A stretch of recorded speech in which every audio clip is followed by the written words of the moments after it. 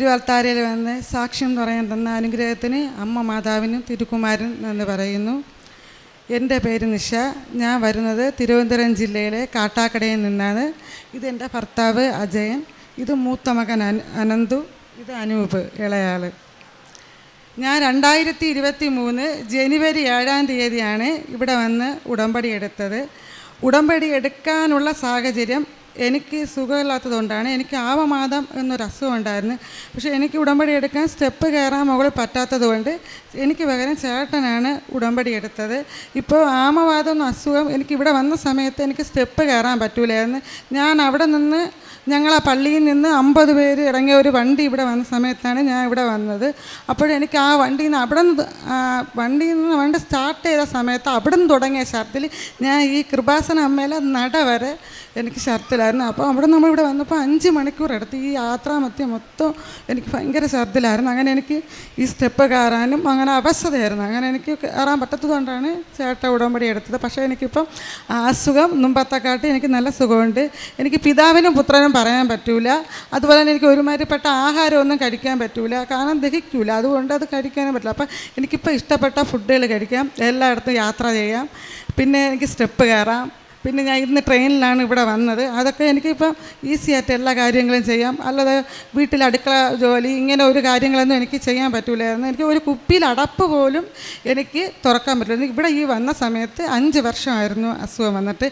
ഞാൻ ഈ മരുന്നിൻ്റെ പുറത്തായിരുന്നു എൻ്റെ ഒരു ജീവിതം എന്ന് പറയാം. പക്ഷേ എനിക്ക് ഇവിടെ വന്ന് ഉടമ്പടി എടുത്ത് ഉടമ്പടി വസ്തുക്കളൊക്കെ ഉപയോഗിച്ചതിന് ശേഷം എനിക്ക് നല്ല അസുഖം മാറ്റമുണ്ട്. ഇപ്പം ഞാൻ മരുന്ന് അങ്ങനെ കഴിക്കില്ല. പക്ഷേ അഥവാ എനിക്ക് എപ്പോഴെങ്കിലും ഒരു ശകലം വേദന വരുമ്പോൾ ഒരു മരുന്നുണ്ട്, അത് കഴിക്കാം. അതും ഞാൻ ഇപ്പം പൂർണ്ണമായിട്ടും ഒഴിവാക്കും. കാരണം ആ സമയത്ത് ഉടമ്പടി വസ്തുക്കളായ തേനോ ഉപ്പോ എന്തെങ്കിലും ഉപയോഗിച്ച് പ്രത്യക്ഷണ പ്രാർത്ഥന പറയുമ്പം തന്നെ എനിക്ക് ആ ഒരു വേദന ആകും. അതുപോലെ തന്നെ കാലിൽ തരിപ്പ് വരും. അപ്പം ഞരമ്പൊക്കെ ഇങ്ങനെ തരിപ്പ് വരുമ്പോൾ ഞങ്ങളിങ്ങനെ പ്രത്യക്ഷണ പ്രാർത്ഥന പ്രാർത്ഥിച്ചിട്ട് ഉപ്പും ഉടമ്പടി തൈലവും തേനും കൂടി ഇങ്ങനെ ഒരുമിച്ചിങ്ങനെ ചാലിച്ചിട്ട് തേച്ചങ്ങ് പിടിപ്പിക്കുമ്പോൾ തന്നെ ആ വേദനയില്ല ഇതാന്ന് പറയുക മാറാം. അങ്ങനെ എനിക്കിപ്പോൾ ആമവാദം അസുഖം പൂർണ്ണമായിട്ടും സുഖം തന്ന അമ്മ മാതാവിനും തിരുക്കുമാരനും നന്ദി പറയുന്നു. എൻ്റെ രണ്ടാമത്തെ സാക്ഷ്യം എന്ന് പറയാൻ, എൻ്റെ ഇളയ മകൻ SSLCക്ക് പഠിക്കുന്ന സമയത്ത് അവന് ഓണപരീക്ഷയ്ക്ക് മാർക്ക് ഉണ്ടായിരുന്നു. ക്രിസ്മസ് പരീക്ഷ സമയത്ത് അവന് മാർക്ക് കുറവായിരുന്നു. അതുകൊണ്ട് അവർ സ്കൂളിൽ 3 ഗ്രൂപ്പായിട്ട് തിരിച്ച് ABC എന്ന് പറഞ്ഞ 3 ഗ്രൂപ്പായിട്ട് തിരിച്ചിട്ടുണ്ടായിരുന്നു. അങ്ങനെ ഇവനെ മീഡിയം പഠിക്കുന്ന ക്ലാസ്സായ C ഗ്രൂപ്പിലാണ് ആക്കിയിരുന്നത്. അപ്പോൾ ഇവന് ഭയങ്കര മാനസികമായിട്ടൊരു വിഷമവും, കാരണം ഇവൻ്റെ കൂട്ടുകാരൊക്കെ വേറെ ക്ലാസ്സിലൊക്കെ പോയപ്പോൾ ഇവന് ഒത്തിരി സങ്കടവും, കാരണം ഇവൻ അങ്ങ് ഉണങ്ങി എന്തെന്ന് പറയാം, എനിക്ക് അങ്ങനെ ഒരുമാതിരിയൊക്കെ ആയിരുന്നു. അപ്പോൾ ഇവന് ഭയങ്കര മാനസികമായിട്ടൊരു വിഷമവും അങ്ങനെയൊക്കെ. ഇനി SSLCക്ക് ചേട്ടൻ ഫുൾ A+ വാങ്ങിച്ചിട്ട് അനിയൻ ഫുൾ A+ വാങ്ങിക്കൂലേ, അങ്ങനെയൊക്കെ ഒരിതായിരുന്നു. അങ്ങനെ ഞാൻ അമ്മയുടെ പ്രത്യക്ഷീകരണ പ്രാർത്ഥന ബുക്കിലെഴുതി, എന്നിട്ട് അതിൽ 5 ഉടമ്പടി, നമുക്ക് 5 ഉടമ്പടി ഇങ്ങനെ എഴുതി വെച്ചിട്ട്, കാരണം ഞാൻ ഇവിടെ വന്ന് ചേട്ടനാണ് കാശ് പ്രത്യക്ഷീകരണ എടുത്തിട്ടുള്ളത്, ഉടമ്പടി എടുത്തിട്ടുള്ളത്. ഞാൻ ഉടമ്പടി എടുത്തിട്ടില്ല. പക്ഷേ ഞാൻ അങ്ങനെ അമ്മയിലെ മുമ്പ് ഈ നിയോഗം വെച്ച് 5 നിയോഗം വെച്ചിട്ട് ഞാനിങ്ങനെ എഴുതി. ആദ്യം 1ാമത്തെ നിയോഗം മോന് ഫുൾ A+ കിട്ടണമെന്നായിരുന്നു. 2ാമത്തെ നിയോഗം അവൻ പള്ളിയിൽ പണ്ട് നല്ല ആക്റ്റീവൊക്കെ ആയിരുന്നു. അത് കഴിഞ്ഞ് പരീക്ഷയുടെ ആ മാർക്കിൻ്റെ കുറവൊക്കെ വന്നപ്പോൾ ഇവൻ ഒരിതായിരുന്നു. അപ്പോൾ അതൊക്കെ മാറി എല്ലാം ചെയ്യണമെന്ന് അങ്ങനെ ഇതായി. വീട്ടിൽ നല്ലൊരു മകനായിട്ട്, അമ്മയിൽ നല്ലൊരു മകനായിട്ട്, അങ്ങനെയൊക്കെ ഞാൻ 3-4 ഉടമ്പടി എഴുതി വെച്ചിട്ടുണ്ടായിരുന്നു. അങ്ങനെ ഇപ്പോൾ അവന് ഫുൾ A+ കിട്ടി. പിന്നെ കാരണം ബാക്കിയുള്ളവർ അംഗീകരിക്കാതെ 3ാം സ്ഥാനത്തിടുന്നവൻ ഫുൾ A+ വാങ്ങിക്കുകയും, പക്ഷേ അവർ 1ാം സ്ഥാനത്ത് എല്ലാ ഫുൾ A+ വാങ്ങിക്കും എന്ന് കരുതിയ മക്കളാരും ഫുൾ A+ വാങ്ങിച്ചില്ല. പക്ഷേ അതൊക്കെ ഒരു അത്ഭുതം പോലെയാണ്, കാരണം ആർക്കും ഒരു വിശ്വസിക്കാൻ പറ്റാത്ത ഒരിതായിരുന്നു. അങ്ങനെ അമ്മ മാതാവ് അവന് ഫുൾ A+ നൽകി അനുഗ്രഹിച്ച അമ്മ മാതാവിന് ഞാൻ നന്ദി പറയുന്നു. ഞാനിവിടെ വന്ന് 2023 നവംബർ 19 ഉടമ്പടി എടുത്തത്. ഉടമ്പടി എടുക്കാനുണ്ടായ കാരണം, എനിക്ക് +1 ഭയങ്കര നല്ല മാർക്ക് കുറവായിരുന്നു. അപ്പം ഞാൻ ഇവിടെ വന്ന് ഉടമ്പടി എടുത്ത് പ്രാർത്ഥിച്ച് +2 എനിക്ക് ഏകദേശം 80% പുറത്ത് മാർക്ക് കിട്ടി. അത് കഴിഞ്ഞ് എനിക്ക് നഴ്സിങ്ങിന് പോകണമായിരുന്നു താല്പര്യം. അപ്പം ഞാൻ കുറേ കോളേജിൽ കൊടുത്തു, പക്ഷേ എനിക്ക് കിട്ടിയില്ല.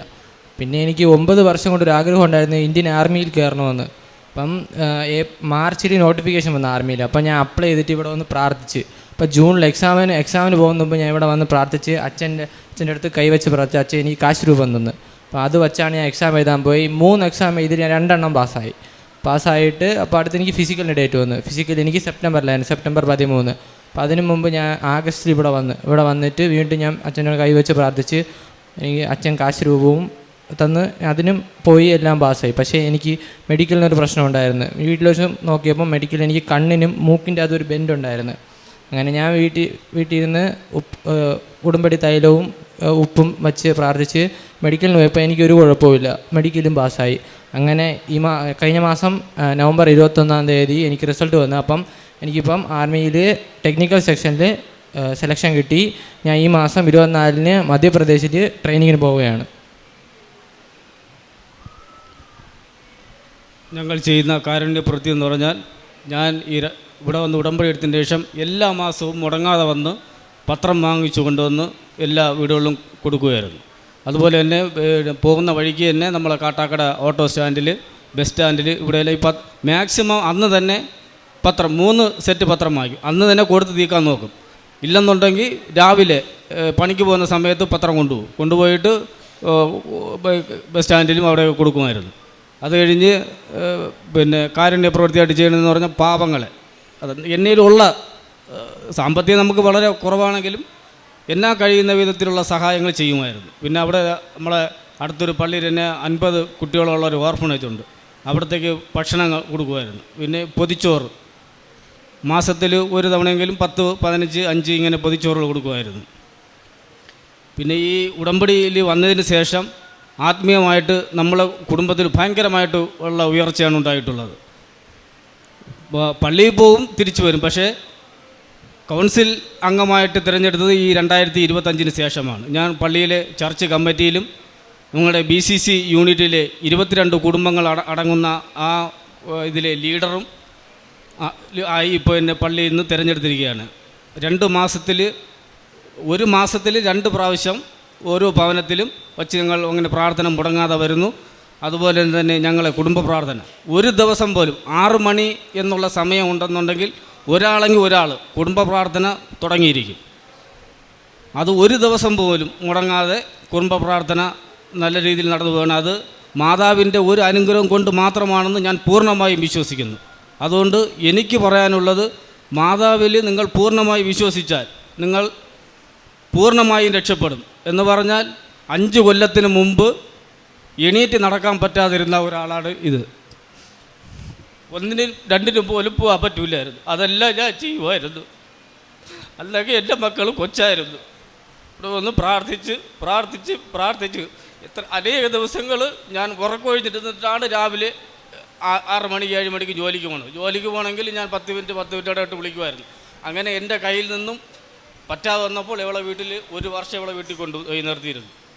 ഒട്ടും എണീറ്റെന്ന് പറഞ്ഞാൽ കുരിശ് വരയ്ക്കാൻ പറ്റൂല. കുരിശ് വരയ്ക്കുമ്പോൾ കൈ ഇങ്ങനെ അങ്ങ് പോകും. കുരിശ് വരയ്ക്കുമ്പോൾ കൈ ഇങ്ങനെ പോകും. ചോറ് വാരി തിന്നാൻ പറ്റുക, ചോറ് വാരുമ്പോൾ കൈ ഇങ്ങനെ പോകും. ആമ കൈ ഇങ്ങനെയാണ് ഇരുന്നത്. ഈ ഒരു അവസ്ഥയായിരുന്നു. അവിടെ നിന്നും മാതാവ് ഞങ്ങളെ കുടുംബത്തെ ഉയർത്തി. മാതാവിനും ഈശോയ്ക്കും കോടാനുകോടി നന്ദി പറയുന്നു. തന്നെ സ്നേഹിക്കുന്നവന് കർത്താവ് കടാക്ഷിക്കുന്നു. അവിടുന്ന് ശക്തമായ സംരക്ഷണവും ഉറപ്പുള്ള താങ്ങും, ചൂടുകാറ്റിൽ അഭയകേന്ദ്രവും, പെരുവയലിൽ തണലും, ഇടറാതിരിക്കാൻ സംരക്ഷണവും, വീഴാതിരിക്കാൻ ഉറപ്പുമാണ്. പ്രഭാഷകൻ 34-ാം അധ്യായം 19-ാം വചനമാണ്. അജയൻ എന്ന മകൻ്റെയും കുടുംബത്തിൻ്റെയും ഉടമ്പടി അനുഭവ സാക്ഷ്യമാണ് നമ്മളിപ്പോൾ കേട്ടത്. ആദ്യമായി തന്നെ ഈ കുടുംബം ഒന്നിച്ച് ഇവിടെ വന്ന് പരിശുദ്ധ അമ്മയ്ക്ക്, കൃപാസനം അമ്മയ്ക്ക്, അമ്മയുടെ സന്നിധിയിൽ വന്ന് നന്ദി പറയാനുള്ള അനുഗ്രഹം കൊടുത്ത പരിശുദ്ധ അമ്മയ്ക്ക്, ഈശോയ്ക്കും നന്ദി പറയാം.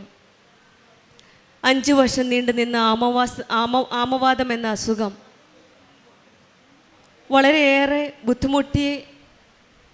സഹോദരൻ പറഞ്ഞതുപോലെ കുരിശ് വരയ്ക്കാൻ പോലും മേലാത്ത മരുന്നുകൾ കഴിച്ചു, ഒരു പ്രയോജനവും ഉണ്ടായിരുന്നില്ല.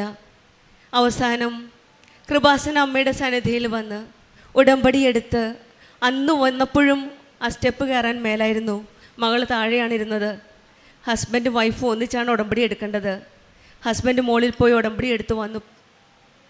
ഉടമ്പടി ജീവിതത്തിൽ അവർക്ക് ലഭിച്ച ഏറ്റവും വലിയ അനുഗ്രഹമാണ്.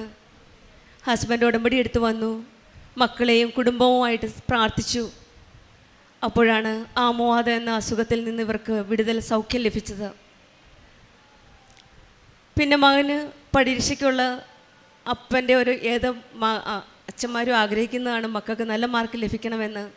അത് ഒരു നിയോഗമായി വെച്ചു, 900-ൽ മുകളിൽ മാർക്ക് കിട്ടണമെന്ന്. സ്വന്തം മക്കൾ അമ്മയോട് ചോദിക്കുന്ന പോലെയാണ് ഇവരുടെ ആഗ്രഹം. കൃപാസന അമ്മയുടെ സന്നിധിയിൽ ഉടമ്പടിയിൽ അവർ നിയോഗമായി സമർപ്പിച്ചത്. അതും ഈശോയിൽ നിന്ന് വാങ്ങിക്കൊടുത്തു. നല്ല മാർക്ക് കിട്ടി, മകൻ പരീക്ഷയിൽ ജയിച്ചു. രണ്ടാം SSLC പരീക്ഷയ്ക്ക് ഗ്രൂപ്പായിട്ടാണ് വെച്ചത്, പഠിക്കുന്ന കുട്ടികളും പഠിക്കാത്ത കുട്ടികളും. ആ സന്ദർഭത്തിലാണ് ഇളയ മകന് വേണ്ടി അവർ പ്രാർത്ഥിച്ചത്. ഒരിക്കലും പ്രതീക്ഷിക്കാത്ത വാട്ട് ഈസ് ഇമ്പോസിബിൾ. എപ്പോഴും അച്ഛൻ പറയും, നിങ്ങൾ നിയോഗം സമർപ്പിക്കുമ്പോൾ ഇമ്പോസിബിൾ ആയിട്ടുള്ളത് പറ്റില്ല എന്ന് കരുതുന്നതാണ് നിങ്ങൾ നിയോഗമായിട്ട് സമർപ്പിക്കേണ്ടതെന്ന്. അവരും അതുപോലെ തന്നെ വെച്ചു. A+, ഫുൾ A+ വേണമെന്നാണ് അമ്മ വെച്ചത്. ആ നിയോഗവും ഈശോയോട് പറഞ്ഞ് അമ്മ നടത്തി കൊടുത്തു. പിന്നെ ഈ അച്ഛനും അമ്മയും മകനെയും ഉടമ്പടി ജീവിതത്തിലേക്കാണ് നയിക്കുന്നത്. മകനും ഉടമ്പടി എടുത്തു. അവൻ്റെ നിയോഗങ്ങൾ അവൻ സമർപ്പിച്ച് പ്രാർത്ഥിച്ചു. ആർമിയിൽ ചേരാനുള്ളതും +2 പരീക്ഷയ്ക്കുള്ള മാർക്കിൻ്റെ കാര്യവും അവൻ അമ്മയോട് പറഞ്ഞു. പല തടസ്സങ്ങളും ഉണ്ടായിരുന്നു.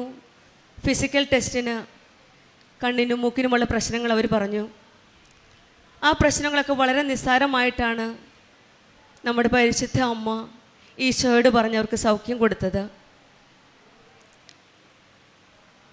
ഇവരുടെ ജീവിതത്തിൽ നമ്മൾ നോക്കുമ്പോൾ കുടുംബമായി നിന്ന് ഒന്നിച്ച് നിന്ന് ഉടമ്പടി ജീവിതത്തിൽ മുന്നേറുന്ന ഒരു കാര്യമാണ് നമ്മൾ കാണുന്നത്. കർത്താവ് അവരുടെ താങ്ങ് തണലുമായിട്ടാണ് അവരുടെ ഓരോ ജീവിതത്തിലെ ഓരോ സ്റ്റെപ്പിലും ഓരോ നിമിഷവും നമുക്ക് കാണുവാൻ സാധിക്കുന്നത്.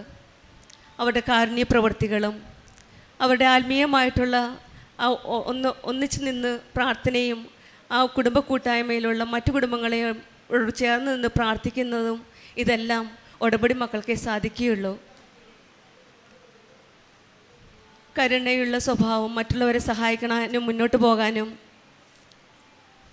കാരുണ്യ പ്രവർത്തികൾ കൂടുതൽ ചെയ്യുവാനും ഈ അറിയാത്തവരെ അറിയിക്കാനും അറിഞ്ഞവരെ ആഴപ്പെടുത്തുവാനുമുള്ള ഇവരുടെ ആഗ്രഹം മറ്റുള്ളവർക്ക് പകർന്നു കൊടുക്കുവാനും ഈ കുടുംബം ഒന്നിച്ചു നിന്ന് മരിയൻ ഉടമ്പടി ചെയ്യുന്നവർ ഉടമ്പടി പാലിക്കുമ്പോൾ വചനത്തിനനുസരിച്ച് ജീവിക്കുമ്പോൾ ഈശോയുടെ സാക്ഷിയായിട്ടാണ് അവരിപ്പോൾ ഇവിടെ നിൽക്കുന്നത്. ജീവിത വഴിയിൽ തളർന്നു വീഴുവാൻ ഉടമ്പടി മക്കളെ ഈശോ ഒരിക്കലും അനുവദിക്കാറില്ല.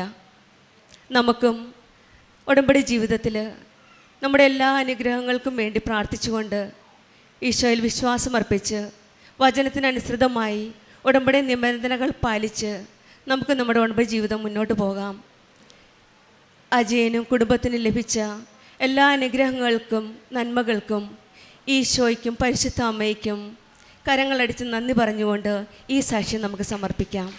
യേശുവേ നന്ദി, യേശുവേ സ്തുതി. അത്യപൂർവ ദൈവാനുഭവങ്ങൾ ഇനി നിങ്ങൾക്കും സ്വന്തം. ഈ യൂട്യൂബ് ചാനൽ ഇതുവരെ സബ്സ്ക്രൈബ് ചെയ്തിട്ടില്ലെങ്കിൽ ഇപ്പോൾ തന്നെ സബ്സ്ക്രൈബ് ചെയ്യുക. ഈ വീഡിയോ ഇപ്പോൾ തന്നെ നിങ്ങളുടെ സുഹൃത്തുക്കൾക്ക് ഷെയർ ചെയ്തുകൊണ്ട് കർത്താവിൻ്റെ പ്രേക്ഷിതരാകുക.